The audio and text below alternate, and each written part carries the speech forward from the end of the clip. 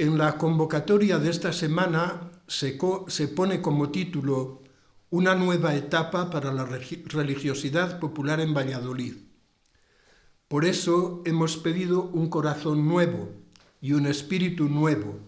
A una nueva etapa corresponde un corazón nuevo y un espíritu nuevo. Algo tiene que renovarse en nosotros.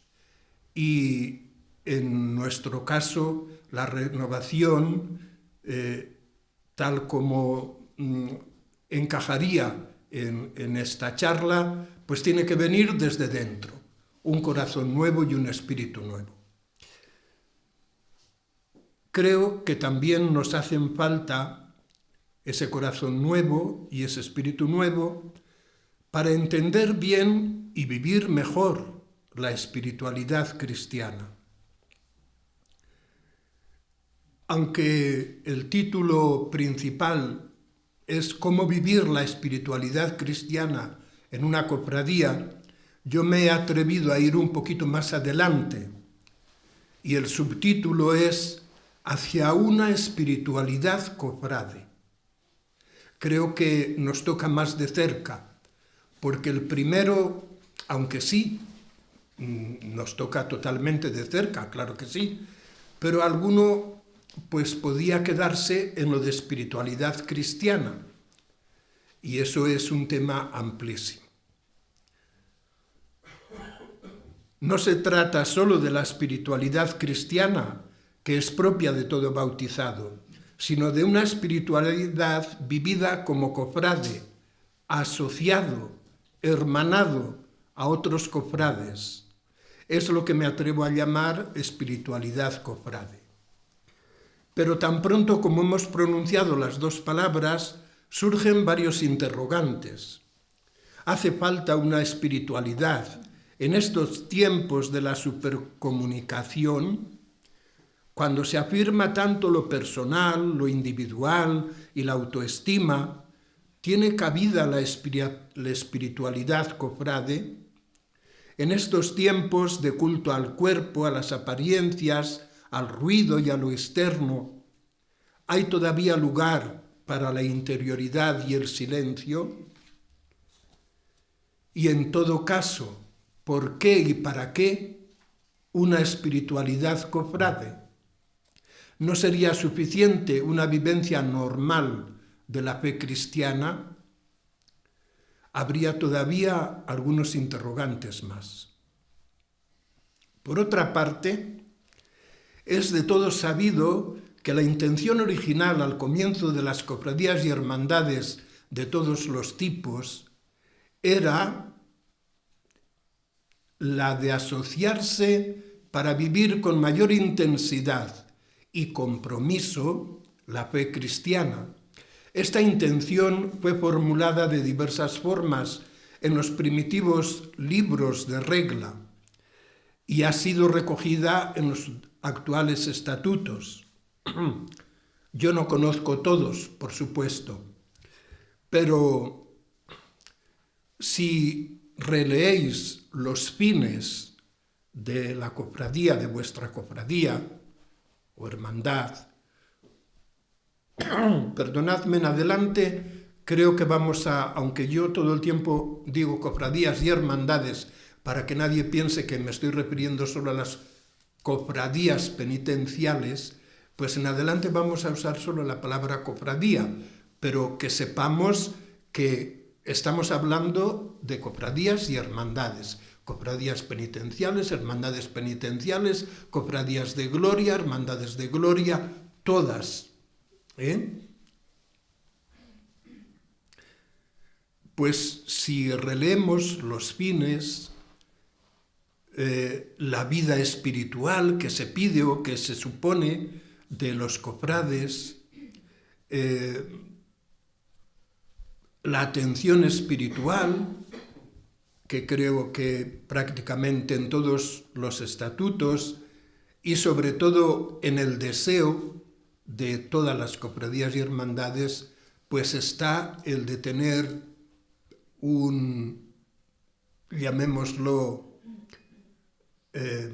asesor espiritual, capellán los nombres pueden cambiar, pero en definitiva, una presencia de alguien que motive un poquito, pues, la vida espiritual de la cofradía.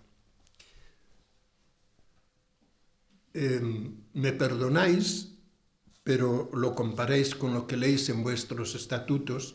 Yo he citado algunos artículos de los que tengo en casa, los estatutos de la cofradía de la Veracruz. Por eso digo me perdonáis, pero lo comparáis con los que tenéis en vuestras cofradías. El artículo primero dice: la cofradía pretende el perfeccionamiento espiritual de cada uno de sus miembros. En el artículo 4 se dice: los cofrades, dedicándose al mejor servicio de Cristo y al perfeccionamiento espiritual, hay puntos suspensivos entre medias y a continuación. El artículo 20 dice: uno de los fines, coincide con el artículo 4 que acabamos de leer, es la mejora espiritual de sus miembros. Y el artículo 47, al hablar del capellán, dice: para cuidado y atención espiritual. Claro, digo esto porque tenemos que hacer que haya una comunión entre las cuestiones que hemos planteado al principio, si existe la posibilidad de una espiritualidad cofrade, y lo que en nuestros estatutos se nos pide o pedimos cada cofradía y hermandad, que es lo que acabo de leer, más o menos redactado de esta forma o de otra en los distintos estatutos. Pues recordando los estatutos de vuestras cofradías, de una u otra forma, con una u otras palabras, como he dicho, se buscan los mismos fines: crecer, en definitiva, en la vivencia de la fe por medio de una vida espiritual más comprometida. A eso es a lo que se aspira. Aceptando que en las cofradías, tanto penitenciales como de gloria, ha existido siempre el deseo de asociarse para mejor alcanzar la perfección de la vida cristiana, como acabamos de escuchar, sorprende la poca importancia que aparentemente se da a la espiritualidad por una gran mayoría de sus miembros. Y se ve en la participación escasa, participación en los cultos propios, conducta poco apropiada en las procesiones, hablar unos con otros y con los que van por las aceras, sacarse fotos con los móviles, etc. Sin duda, habrá muchas razones para esta falta de aprecio por una espiritualidad sana en muchos de los cofrades, los conocidos como cofrades de Semana Santa. Os pido perdón ya si alguna de las cosas que digo os puede molestar, pero es que tenemos que ir a cosas concretas, porque si no nos quedamos en el aire y no vale para nada. Pero además es que lo decimos cuando hablamos entre nosotros, es que lo decimos así. O sea que tampoco nadie podría sentirse herido, creo yo. Pero no estaríamos muy equivocados si pensamos que tal vez una de las razones puede ser que hay quienes creen que eso de la espiritualidad está bien para religiosos, monjas y curas, pero para cofrades bien puede ocurrir que falte formación sobre lo que se entiende por espiritualidad, y por eso muchos piensan que no es para ellos.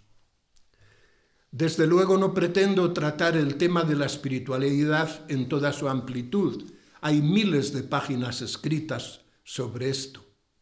Solo pretendo ir al núcleo del tema en unos trazos sencillos y claros y apuntar unos rasgos de los que me parece que tendría que ser una espiritualidad cofrade. Espiritualidad. ¿Qué entendemos por espiritualidad? ¿De qué se trata realmente? ¿Hay una sola espiritualidad? ¿Hay varias formas de vivirla? ¿Es para todos o solo para unos pocos? ¿Qué nos pide y a qué nos compromete? Estos son algunos de los interrogantes que sería conveniente aclarar para tener una idea más clara de lo que entendemos por espiritualidad. En nuestro caso estamos hablando de espiritualidad cristiana. Por lo tanto, lo primero, el primer trazo gordo de esta espiritualidad, necesariamente tiene que tener una referencia directa a Cristo Jesús, a su persona y a su vida, a sus hechos y palabras. En primer lugar, la espiritualidad cristiana es fruto de un encuentro personal con Jesús de Nazaret. Este encuentro se refleja inicialmente y se realiza por el bautismo. El creo que respondemos o responden en nuestro nombre nuestros padres y padrinos es una respuesta que nos une profunda e intensamente a la persona de Cristo y como consecuencia a su voluntad manifestada en su vida, lo que Él hizo y enseñó. Es fundamental comprender la importancia de este encuentro porque vivir el encuentro con Cristo es la meta y el camino de toda auténtica y genuina espiritualidad cristiana. Dicho esto, no podemos olvidar que no se trata de un acto único y total. No es algo que se realiza de una vez para siempre. El encuentro con Jesús es siempre dinámico, en el tiempo y en la forma, como la vida misma. En realidad no se trata de un solo encuentro, sino de múltiples encuentros, en diversos momentos de nuestra vida y de forma diferente según percibimos la intensidad de su presencia. El encuentro parte siempre de una llamada.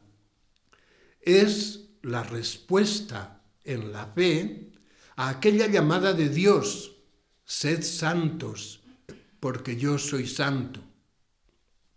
Esto, que era para todo el pueblo de Israel, Jesús lo presenta para todos en el Sermón de la Montaña, citando esas mismas palabras según la traducción distinta de los evangelios en las Biblias de distintos momentos, pues en alguna pone sed perfectos, como el Padre es perfecto, en otras pone sed santos, como el Padre es santo, pero la idea y el contenido es el mismo realmente. Y San Pedro también lo propone con las mismas palabras: vosotros sed perfectos como el Padre, como Dios es perfecto. Y se lo propone para todos los cristianos, para todos los primeros cristianos, no solo para unos pocos, no solo para los curas, las monjas, los religiosos, no, para todos, para todos. No os cito, las citas las tengo, pero no os lo digo porque nos cargaríamos de números y, bueno, pues no vendría al caso. Y San Pablo también. San Pablo a las primeras comunidades cristianas les pide lo mismo. En la carta a los Efesios, enseguida los primeros versículos, en el capítulo 1, versos 3 y 4, pues nos dice lo mismo, que no podemos conformarnos con ser buenos, que tenemos que ser perfectos, que tenemos que ser santos. A propósito de esto, no hace mucho escuché una charla y el sacerdote que la dirigía se atrevió a decir: los santos van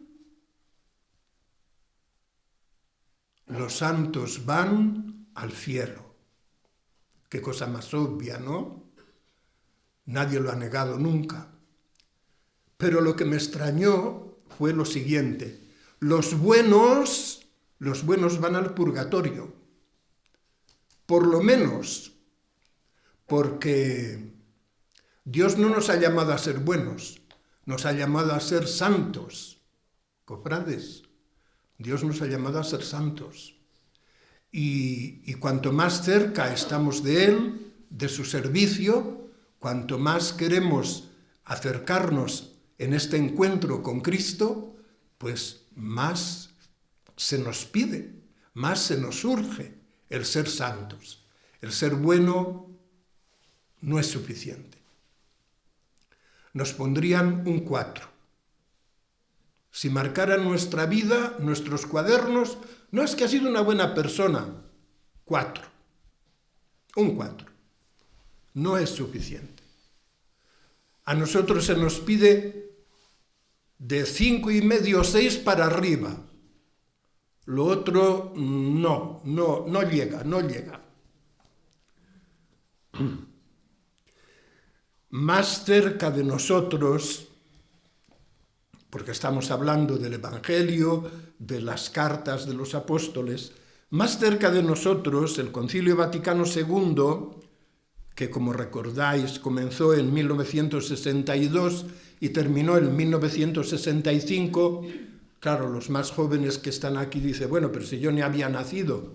Bueno, pero gracias a ese concilio hay muchas cosas que se han recordado en la Iglesia y que están vigentes y que han cobrado nueva vida y nueva ilusión.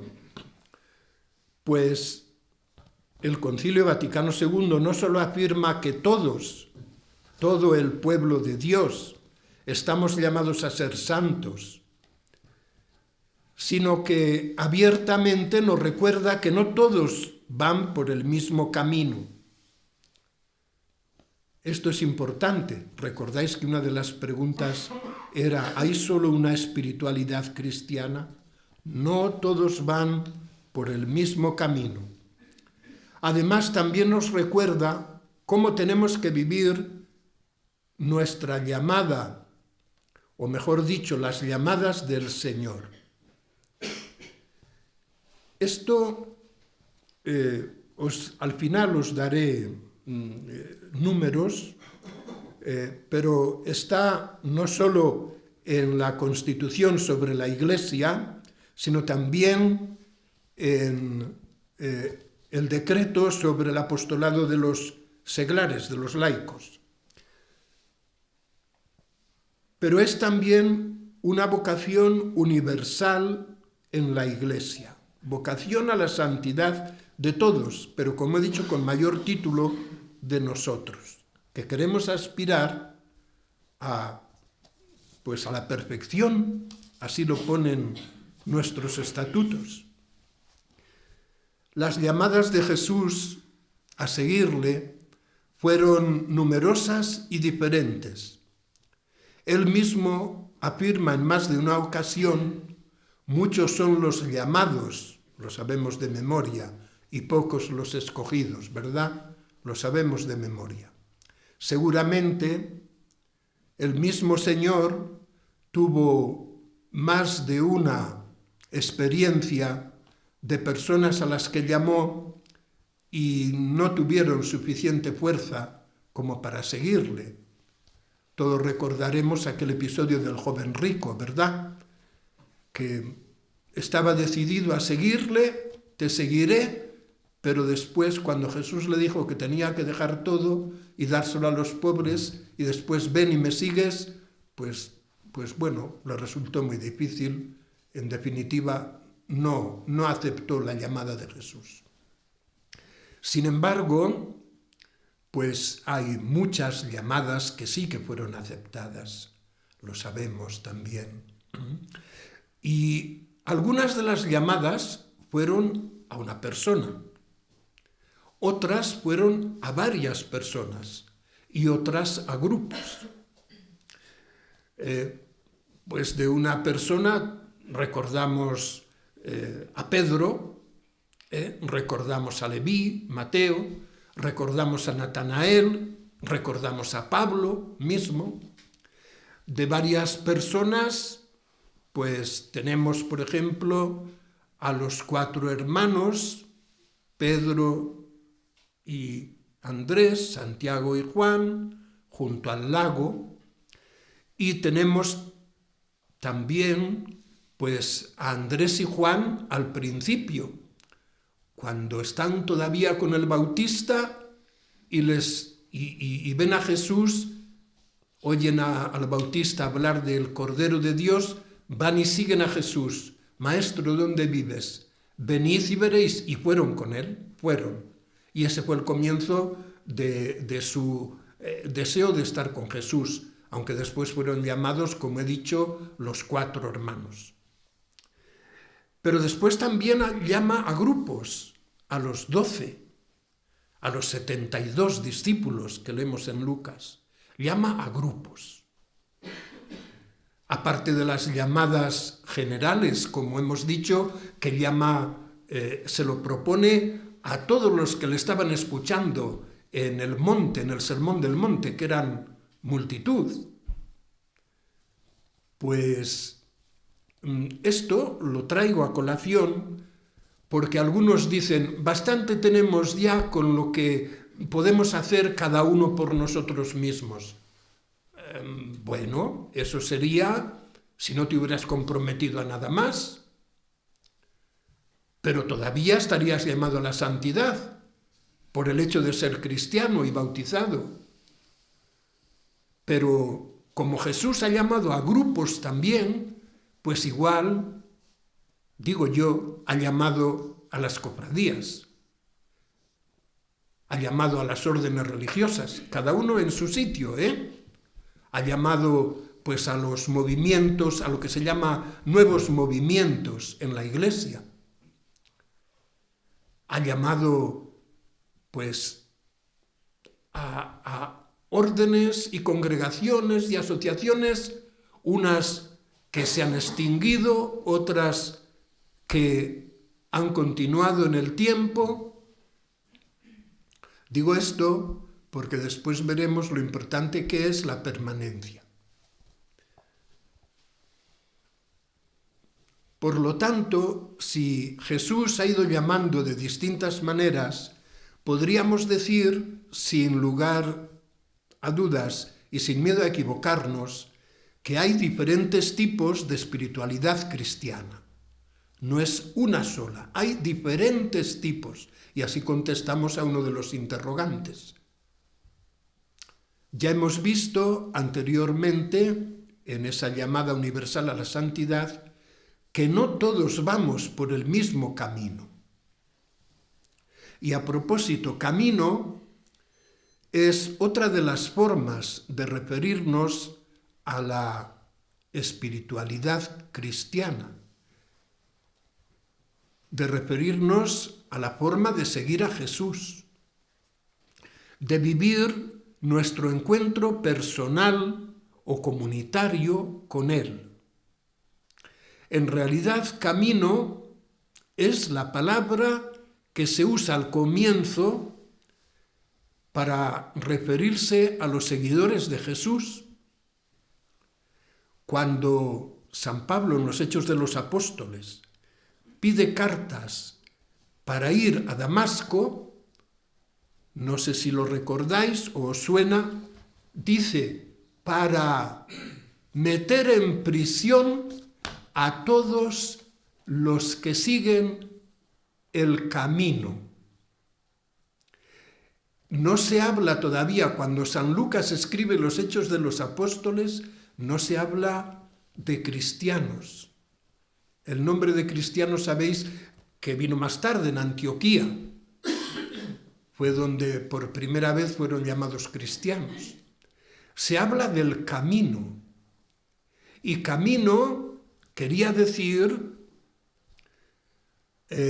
los que seguían a Jesús, los que pertenecían al camino, a todos los que invocan tu nombre, dice aquel cristiano que había en Damasco, al que Dios manda, Ananías, al que Dios manda curar a Pablo y bautizarle.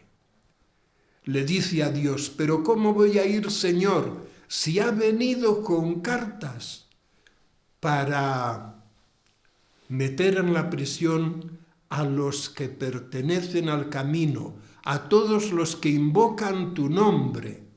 El camino es invocar el nombre de Jesús, seguir a Jesús. El camino era la iglesia naciente, los cristianos reunidos en comunidad. Es la primera vez que se usa la palabra camino en este sentido, referida en primer lugar a una conducta de acuerdo con el plan de Dios, realizada por Jesús, y de una adhesión personal o grupal al mismo Jesús como camino. Recordad que el mismo Jesús, pues, se define él mismo cuando dice, yo soy el camino, la verdad y la vida. En el Evangelio de Juan 14, verso 6, soy el camino. Y esta palabra de camino referida al seguimiento de Jesús, al encuentro con Jesús, a la vivencia, al tipo de conducta relacionado con el Evangelio de Jesús,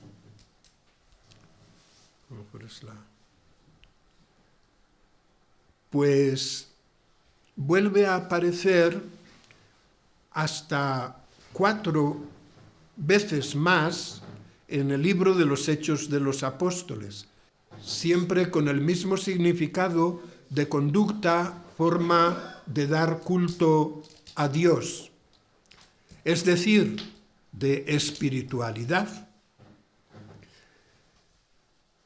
La palabra camino referida a la vida espiritual es muy rica en contenido. En primer lugar, se trata de una realidad no estática, sino dinámica, siempre en movimiento, hasta llegar a la meta, el fin del camino, el destino. Tratándose de un camino espiritual, cada meta intermedia nos enriquece y nos da fuerzas para afrontar el desafío siguiente. Los grandes místicos españoles nos han legado ese camino interior en las Moradas, Santa Teresa, y la subida al Monte Carmelo, San Juan de la Cruz. Pero además hay otra realidad muy importante. En este camino, especialmente cuando lo hacemos en familia, cofradía, hermandad, que son familia, nunca estamos solos. Jesús camina con nosotros. Por otra parte, la espiritualidad como camino de seguimiento y servicio a Cristo y a los hermanos no es homogénea, sino diversa. Hay muchos senderos que llegan a la meta. Jesús nos propone algunos en las bienaventuranzas, por ejemplo. Y todos los caminos espirituales surgidos a lo largo de la historia de la Iglesia hasta nuestros días. Entre ellos están también las cofradías y hermandades, como caminos espirituales hacia esa meta. Nunca debemos cometer el error de pensar que hay solo un tipo de espiritualidad. Escuchemos lo que escribió San Francisco de Sales a este respecto. Y ahora cito a San Francisco de Sales, una cita un poquito larga, pero creo que es importante para dar claridad al tema. está en la introducción a una obra suya que se llama La vida devota, que fue muy conocida y muy usada, sobre todo en el siglo XVII y en el siglo XVIII. Y bueno, pues dice así: en la creación Dios ordenó a las plantas producir fruto, cada una según su especie, y de la misma forma manda a los cristianos, los sarmientos vivos de la vid, producir fruto por la práctica de la devoción de acuerdo con su estado de vida. Cuando escuchemos devoción, pongamos espiritualidad, porque en aquel tiempo se llamaba devoción. La práctica de la devoción debe ser diferente para un gentilhombre y el artesano, para un servidor y un príncipe, para una viuda, una joven o una esposa. Además, debe estar adaptada a sus propias fuerzas, circunstancias y deberes o tareas. ¿Es la vida solitaria de un cartujo apropiada para un obispo?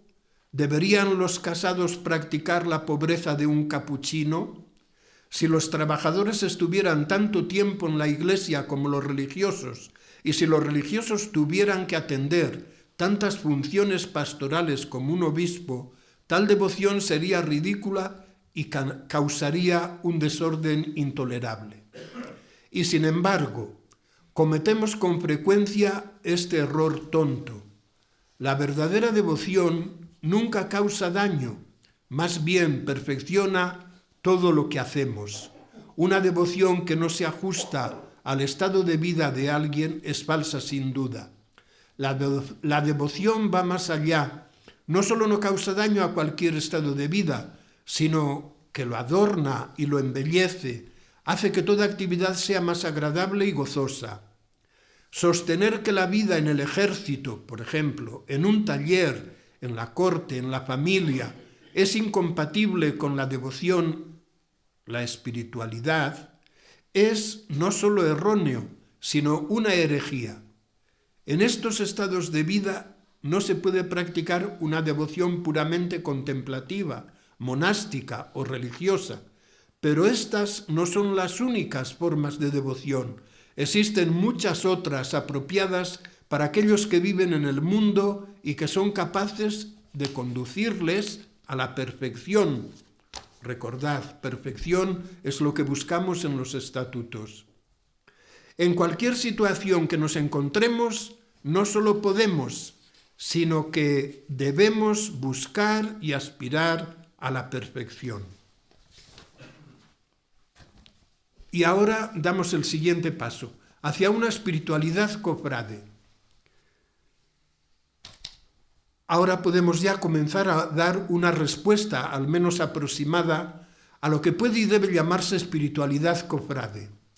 Como acabamos de ver, hay tantas espiritualidades en la vida de la Iglesia, en cada momento histórico, cuantos son los caminos de seguir a Jesús en respuesta a su llamada a la perfección. No cabe duda que las cofradías penitenciales y las hermandades y las cofradías de gloria también nacieron con vocación de permanencia, una cualidad importante. Nacieron con vocación de permanencia, no como un fenómeno pasajero. Además, en la intención original ha sido muy importante el asociarse para mejor servir a Dios y a los hermanos. Recordad que entre los fines, seguro que en todas las hermandades y cofradías, está el fin de la caridad, que ahora llamamos acción social. Ojo con esa palabra que nos puede despistar. En nuestras reglas, libros de regla, se hablaba de caridad, y entre los cristianos la acción social no existe, la acción puramente social no existe, si no es en colaboración con los no cristianos. Pero incluso en ese caso, para nosotros es caridad, porque lo hacemos por amor a Dios al que vemos en el prójimo, no por simple filantropía. O política. O política, que sería peor todavía. Sí, es que eso es lo que está ocurriendo. Bueno, Pero yo no hablaba de esto en este momento.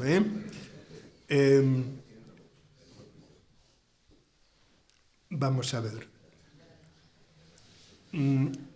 Esto que acabamos de decir significa que cada cofradía y hermandad, cada una, son otras tantas rosas en el jardín de Dios que embellecen a la Iglesia.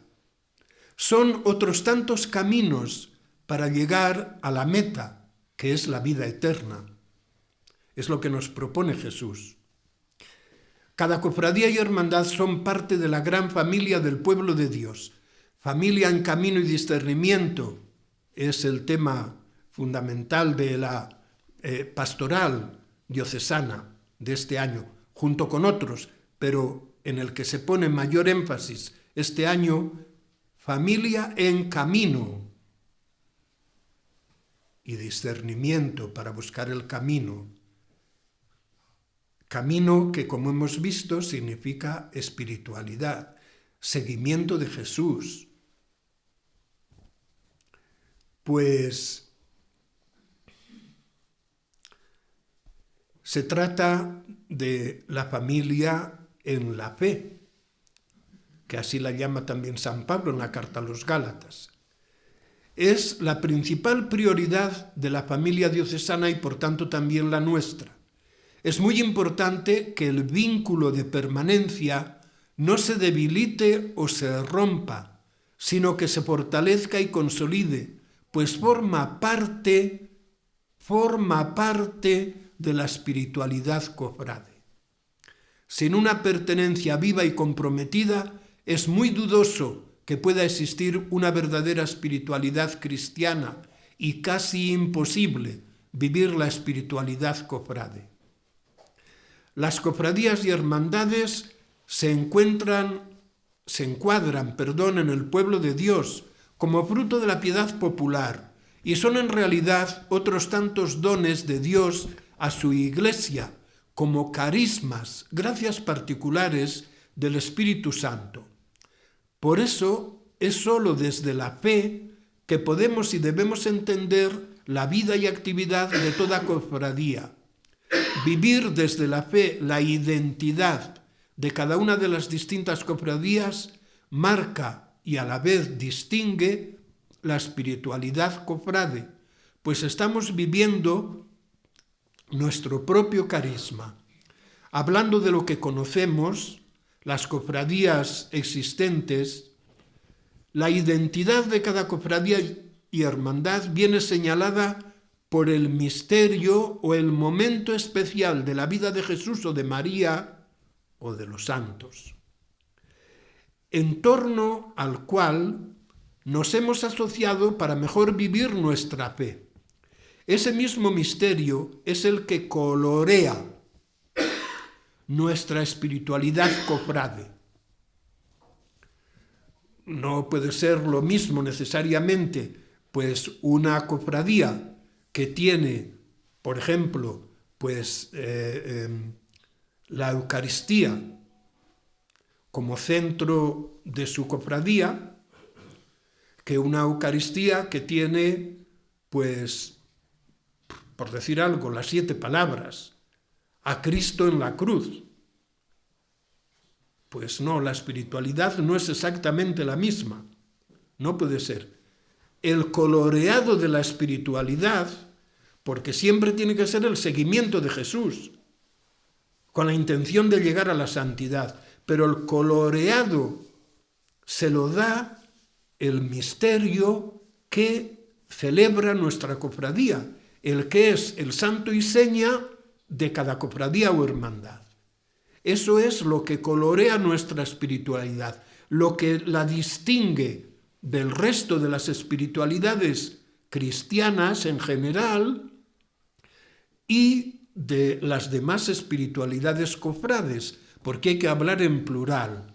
Aunque hablamos de espiritualidad cofrade, en realidad hay que hablar también en plural. Bueno, voy a seguir porque si explico mucho al final no termino.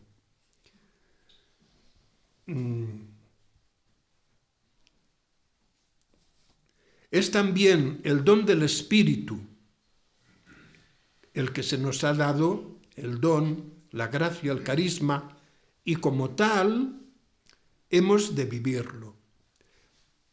Quiero decir, la cofradía es el don del Espíritu que se nos ha hecho a nosotros, inicialmente a nuestros,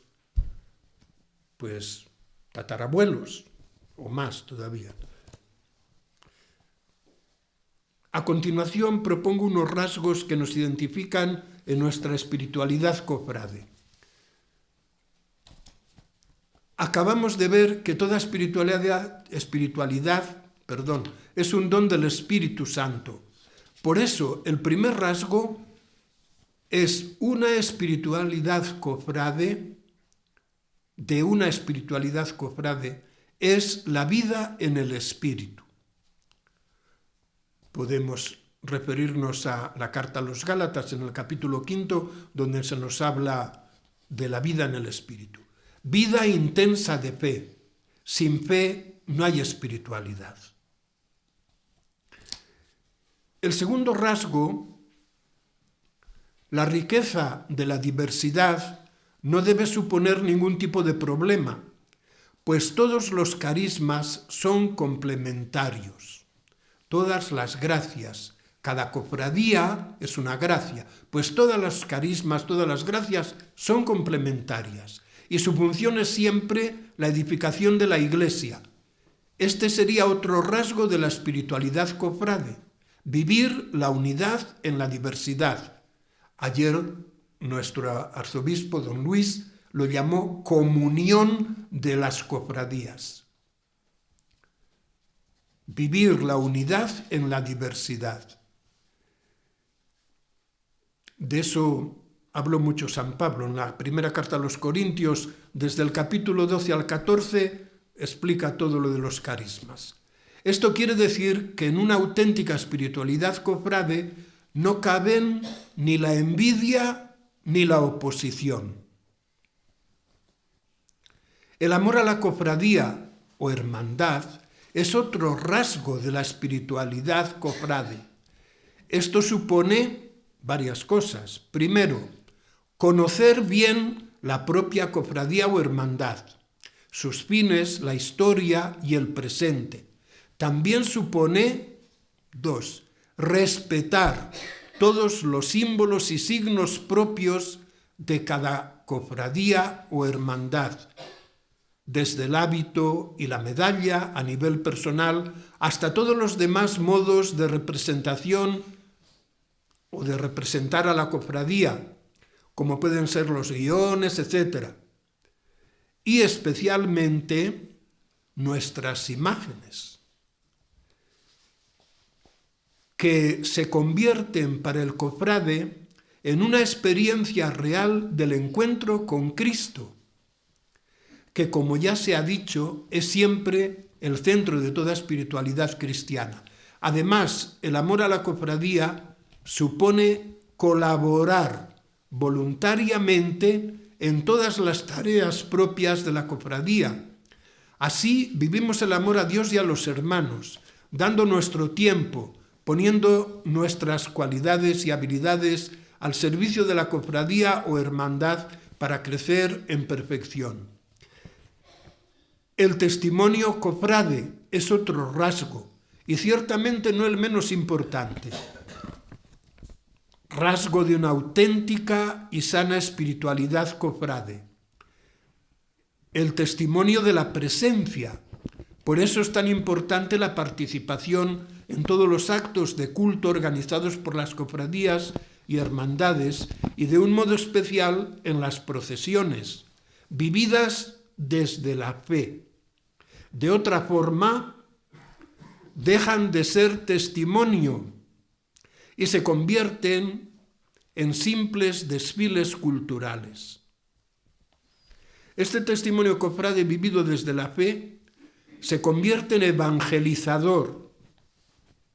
Por eso es testimonio, en evangelizador hacia adentro de los demás cofrades y hermanos y hacia todos los que lo ven. Lo sabéis de memoria. ¿Cuántas personas al pasar la procesión os miran, al pasar el paso, hacen la señal de la cruz, rezan una oración? Lo sabéis de memoria. Pero es importante vivirlo.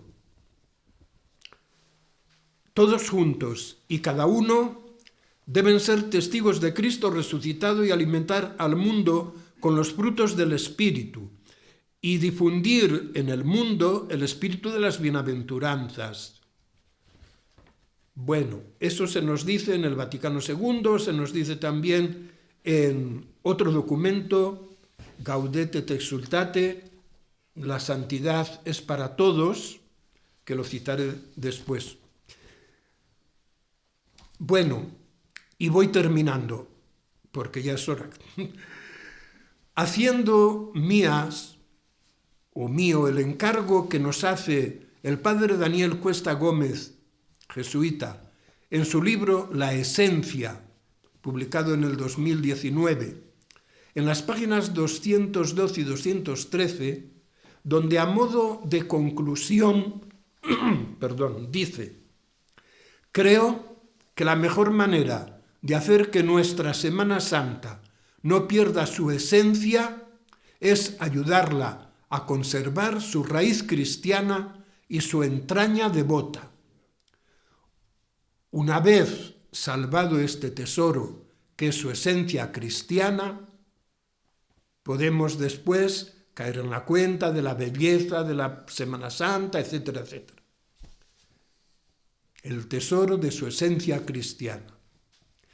Adaptando aquella frase magistral atribuida al Papa Pío XII, que decía: cristiano, sé lo que eres, vive lo que crees, os invito y os reto: cofrade, sé lo que eres, vive lo que crees.